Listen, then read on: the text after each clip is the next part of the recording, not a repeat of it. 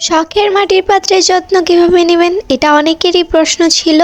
আমি যখন মাটির পাত্রের ভিডিও আপনাদের সাথে শেয়ার করেছি, অনেকে আমাকে প্রশ্ন করেছেন মাটির পাত্রের যত্ন কিভাবে নিতে হয় এবং কিভাবে যত্ন নিলে ফাঙ্গাস পড়ে না। অনেকেই আছেন মাটির পাত্র অনেক বেশি পছন্দ করেন, আমিও অনেক বেশি পছন্দ করি।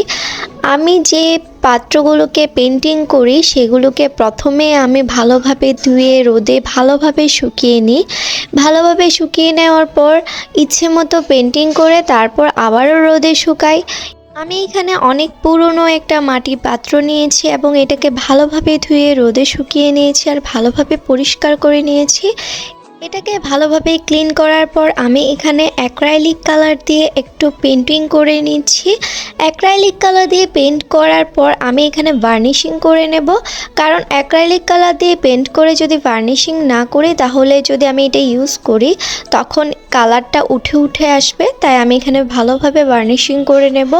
আমরা অনেকেই আছি মাটির পাত্র ব্যবহার করতে পছন্দ করি, কিন্তু এটা কিভাবে যত্ন নিতে হয় সেটা সম্পর্কে কোনো ধারণা রাখি না। মাটির পাত্র যত্ন নেওয়ার জন্য আপনাকে প্রথমে মাটির পাত্রটা কিভাবে ক্লিন করতে হবে সেটা সম্পর্কে জানতে হবে। রেগুলার ইউজের মাটির পাত্র আপনারা হালকা গরম পানি দিয়ে ক্লিন করবেন, আর যদি তেল চর্বি লেগে থাকে তাহলে অল্প পরিমাণে সোডা মিশিয়ে তারপর ক্লিন করে নেবেন। আর আপনারা যারা মাটির জগ অথবা মাটির কলসি ইউজ করেন, আপনারা খেয়াল করে দেখবেন একটা স্মেল থাকে, মাটির জগ বা মাটির কলসিতে একটা ভেজা স্মেল থাকে।